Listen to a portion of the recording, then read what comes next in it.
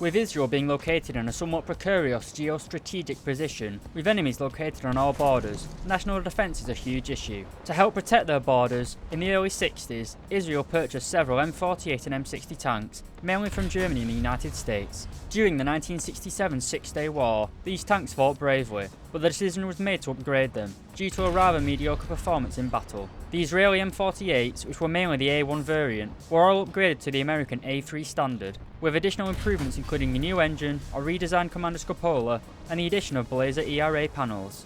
Alright lads, today I'm going to be talking about the performance, weapons and playstyle of the Israeli Magach 3. Starting as always with the basics, this vehicle is a rank 5 battle rating 7.7 medium tank located in the American tech tree. Being a rank 5 premium, it will be effective at researching vehicles between the ranks of 1 and 6. For the American tech tree, this ranges from the reserve vehicles all the way up to the early Abrams models. Just like the other American rank 5 premium, the T54E1 allows you to grind out pretty much all of the American tech tree, giving you great value for money. To unlock this tank, you will have to purchase the Magach 3 pack from the Guardian store for a cost of €50. The pack contains a tank, 15 days of premium time, as well as 2,000 golden eagles. As this tank is a premium, it has a low crew train cost of 10,000 silver lions. However, the same cannot be said for the expert Nate's qualifications, costing 720,000 silver lions and 1,400 golden eagles respectively.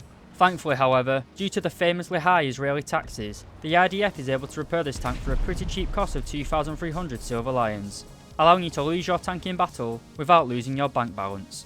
Going on to the rewards, and this vehicle has a base RP modifier of 2.08, which gives you an RP modifier of 416% with a free-to-play account and 624% with a premium account. Your silver lion modifier of 1.4 is the highest available for a premium tank, allowing you to make pretty good profits with this vehicle. You can expect a 280% silver lion modifier with a free-to-play account and 420% with a premium account. Looking at the customization, and we have several camouflages available to purchase, including woodland, desert and winter camouflage schemes. Like usual, we'll start with an overview of the vehicle, followed by some live commentary, and finally ending in a conclusion.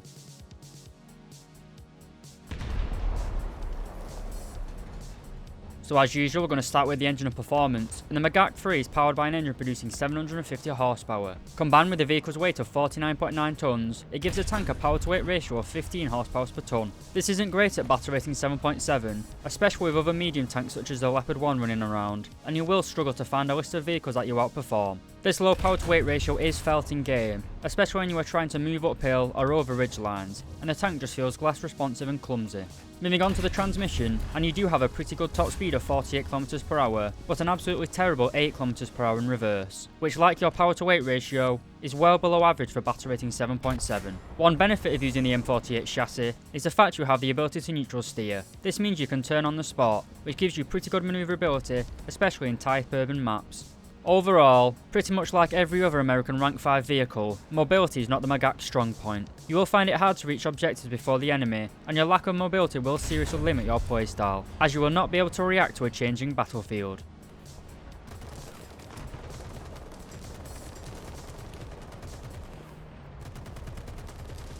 Alright, so moving on to the arm performance, and the first thing to mention is the fact that this vehicle has a crew of 4 men, with 1 in the hull and 3 in the fighting compartment. This layout means a round penetrating a turret will most likely instantly kill the tank, and it's no better if you take a round to the hull, as the ammunition is located to the left and the right of the driver. This can be slightly mitigated however. If you take no more than 22 rounds into a battle, it will eliminate the ammunition stored in the hull. Your turret will still be vulnerable to ammunition detonation, but it does slightly improve the survivability.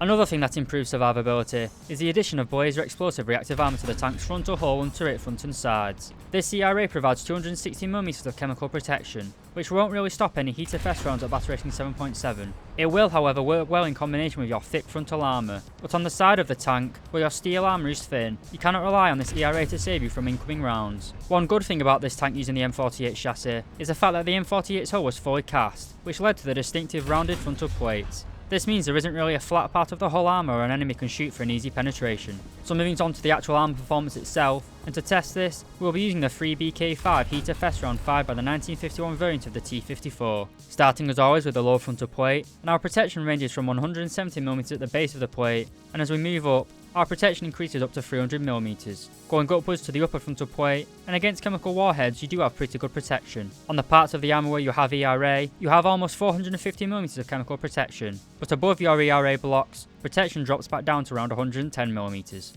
Moving up to the turret, and your explosive reactive armour does a great job here, starting with the gun mantlet, and as you can see, the protection is excellent, providing almost 500mm of armour. Moving to the cheeks of the vehicle, and due to the high angling of the needle nose, you have well over 500mm of protection.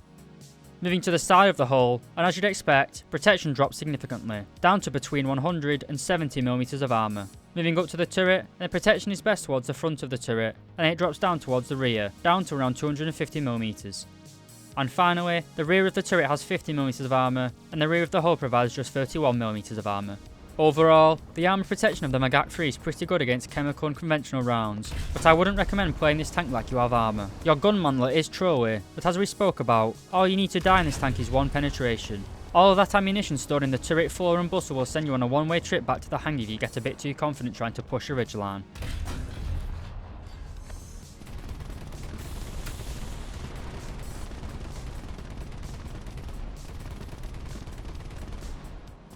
Alright, moving on to the firepower department, and this is where the Magach starts getting good. The Magach is armed with the 105mm M68 cannon, the same gun found on the XM1, albeit with less powerful ammunition and lacking a stabiliser. The gun itself is pretty good, with 19 degrees of gun elevation, as well as a respectable 9 degrees of gun depression. The latter statistic goes well with your great gun mantlet, allowing you to easily go hull down on a ridgeline. The tank also carries 57 rounds in total, with 22 of those rounds being classed as first stage ammunition. This means the first 22 rounds will have a slightly faster fire rate than the remaining ammunition. Moving on to the reload, if we take a look at the reloading skill under the loader section, and you can see that we have a base reload speed of 8.7 seconds, which decreases to 6.7 seconds with an ace crew. Moving on to the targeting skill under the gunner section, and we can see that you have a base turret rotation speed of 17 degrees per second, which rises to 24 degrees per second with an ace crew.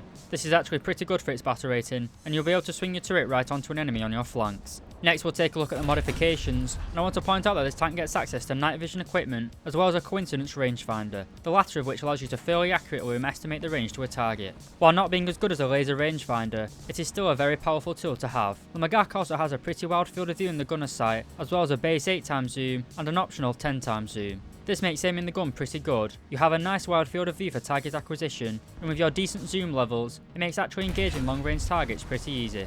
Alright, moving on to ammunition, and we have 4 rounds available, 1 stock and 3 unlockable. Your stock round is an APDS shell which has over 300mm of armour penetration. People used to play in the British Tech will be right at home using this round. Your next round is the M156 Hess shell. It has a low muzzle velocity of 732m per second and can penetrate 127mm of armour at all angles. Next up, we have the M152 Heater Fest round. This travels at 1163m per second and can penetrate 400mm of armour at all ranges. And finally, the least useful round in my opinion, the M416 smoke round. It has a pretty decent hold time of 25 seconds, as well as a smoke radius of 20m per second. The Magach also has 2 rifle caliber machine guns, one mounted coaxially and one on a pintle mount. You also have 20 smoke grenades in total, which are released in 3 charges.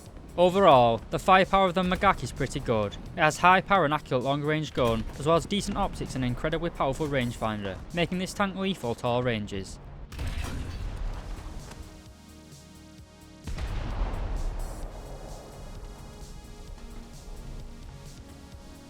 Alright, so welcome to Fields of Poland.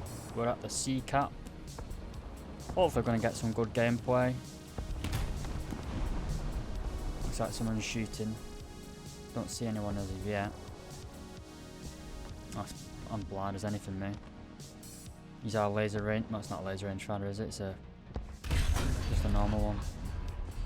Oh, it must be a defaulty one because that didn't go anywhere. Probably just my bad aim. I'll rangefind him again. Yeah, it was just my aim. But, oh shit. That rangefinder is very, very handy. Doesn't make up for bad aim though, as you just saw. Hopefully we're going to be able to kill this Centurion. Oh, fuck's sake. Too low, but you see that our armor's pretty good. Hopefully you don't miss this one. Well, I missed, but he didn't. Well,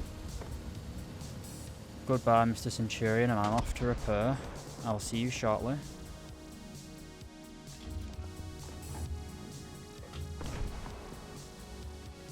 Right, so we've got our crew back.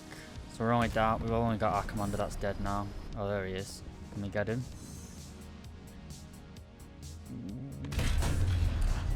No, we got him. Not bad anyway. that someone there? Is that a player? Yeah, it is. He's not happy with me. See that the rangefinder is good. It doesn't give you a. It's not a laser rangefinder, so it's not dead on accurate. Oh well, we're getting closer. Hopefully we can get him with this one.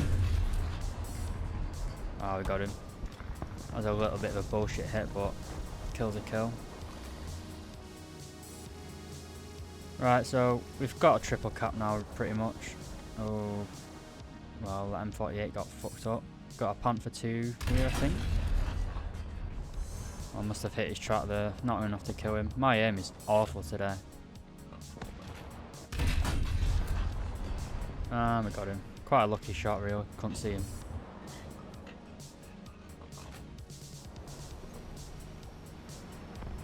Looks like someone is at A. Can't really see anyone yet. I think everyone's normally at the A side. Is that a mouse? Time to bully some German grinders. Got a good shot into him. Got his. Well, he's not going anywhere. He's a mouse anyway, so he wouldn't really have been able to run away, even if he wanted to. Oh, we've got his engine on, his transmission now. Oh, that's a bit scary. Well, that round did nothing. That round did nothing either. Started a fire at least.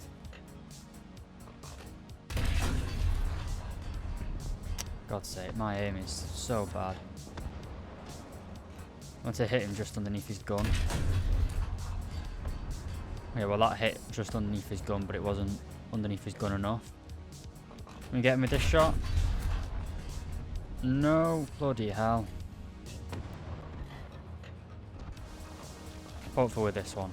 Come on. Oh, fuck me.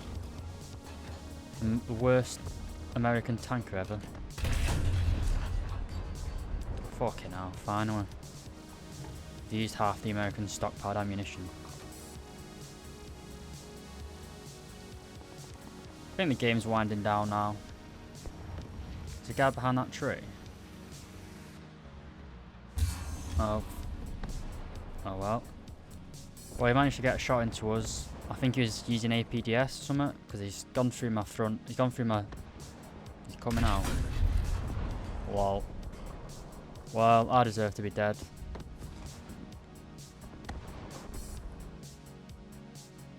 Anyway, this game's over. We're still repairing, so it's definitely the end of the game. How many kills have I got? Not quite. Oh, 6 kills. Not too bad.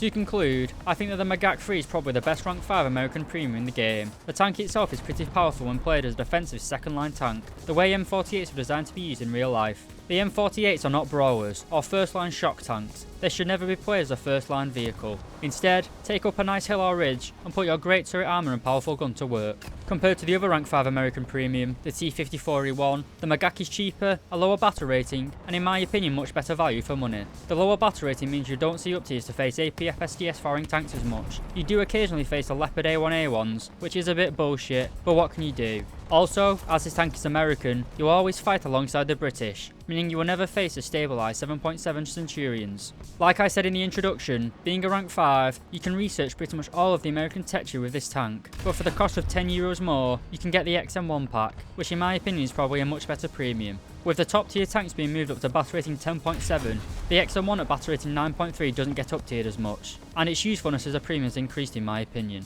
While the Magach 3 is a great tank, I don't feel like it is friendly to new players. If you are just starting to grind the American tech tree, then the T29 or M46 Tiger is probably a better starting premium. And if you want to blow your money on a US premium regardless of skill level, then the XM1 kind of eclipses the rank 5 premiums. If you do like the Magach's playstyle, then get the tank, but if you want an effective US grinder, then I think there are better choices available. As always, this is just my opinion. What do you guys think of this tank? If you have any questions, criticism, positive or negative, I would even like to request a review, then please feel free to comment below. I hope you guys enjoyed this video, and if I did my job correctly, hopefully you should have learned something new about this vehicle. If you do enjoy these sorts of videos, please do consider leaving a like and subscribing. But more importantly lads, I hope you have a great day, and thank you very much for watching.